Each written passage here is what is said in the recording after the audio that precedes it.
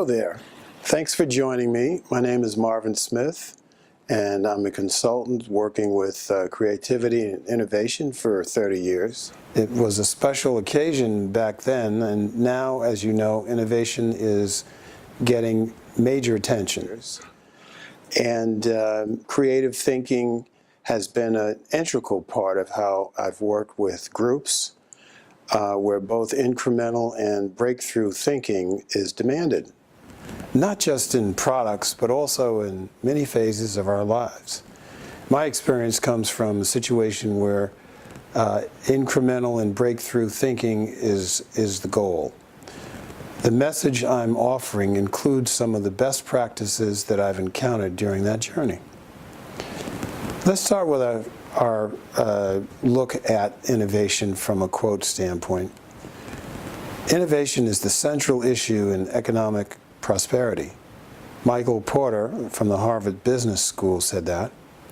Innovation can be described in many ways. Let's use the following as a starting definition.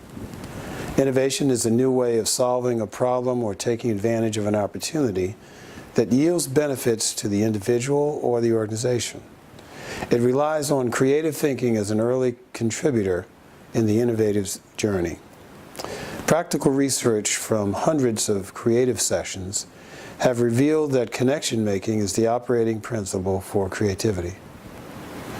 Connection making involves taking something that is found in one dimension or world and inventing a useful function for it in another.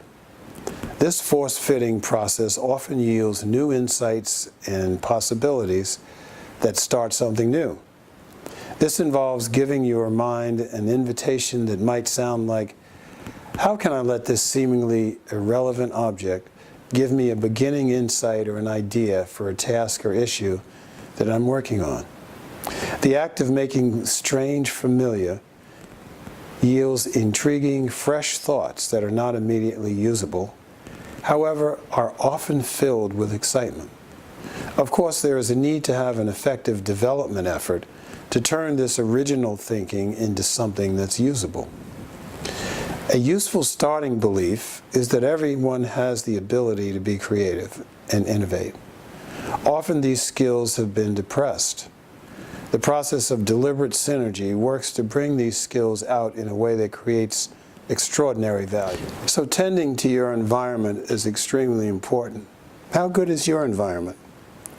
Optimizing innovation can start with personal creativity. However, innovative teamwork is needed for innovation to successfully occur. Years ago, I worked in a large manufacturing company with a design engineer who was a true innovator. He worked on jet engines, and let's call him Hans. Hans was in his own joyous world when he had resources, time, and money at his disposal. Hans would say, just tell me what you want and then go away and leave me alone and I'll get it done. And if you put me in a group, it would slow me down. If I wanted to be a group man, I wouldn't have spent the time and money getting a PhD. Groups just don't work for me. Hans had validated his ability to create on things that mattered. He had 23 patents on jet engine components and didn't need other people to get in the way of his success. He had a proven record of being successful working alone.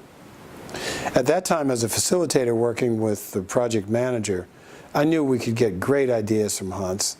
However, to make those ideas into innovations that met all the criteria and eventually got shipped to the customer needed a lot of help from other people and other functions, way before Hans was ready to hand it over. We needed to start early. To throw things over the fence to an unsuspected group while demanding immediate operation and manufacturing contributions with no previous involvement was just out of the question for me.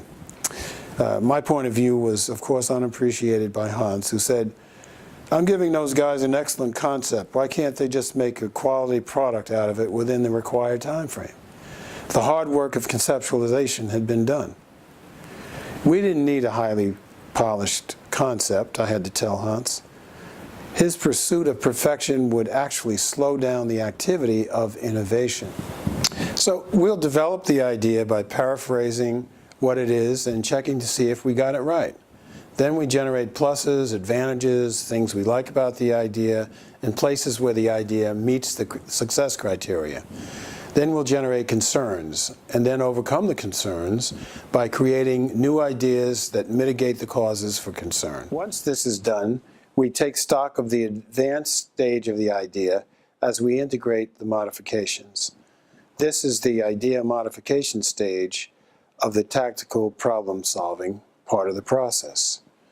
So the philosophy about concerns is creative thinking, innovation, step change, all need a way to solve the inherent problems that are infested in new ideas. We anticipate concerns as a matter of course. We solicit them. Once they are articulated, we generate the modifying ideas that are geared to overcome the concerns, thereby modifying the original form in a way that solves the problem. So it's an iterative process. We come up with an idea that we know is not going to work the way it is. We look for pluses, we look for concerns, and then we do the modifications.